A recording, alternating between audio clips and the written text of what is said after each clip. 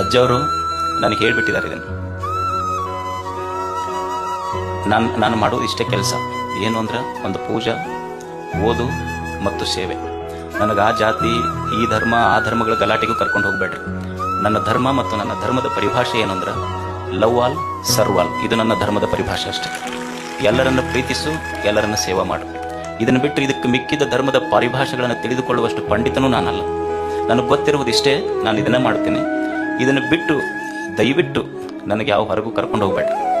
ನನಗೆ ಅಜ್ಜರು ಹೇಳ್ಯಾರ, ನಾನು ಎಲ್ಲಿ ನನ್ನ ಶಿಕ್ಷಣ ಸಂಸ್ಥೆಗಳಲ್ಲಿರಲಿ, ಮಠದಲ್ಲಿರಲಿ, ಪತ್ರಿಕೆಯಲ್ಲಿರಲಿ ನನ್ನ ಫೋಟೋ ಎಲ್ಲಿ ಹಾಕಿಲ್ಲ. ನಾನು ಮಠದಾಗಿರೋದು ಅಜ್ಜರ ಫೋಟೋ ಒಂದೇ ಗತಿಗೆ.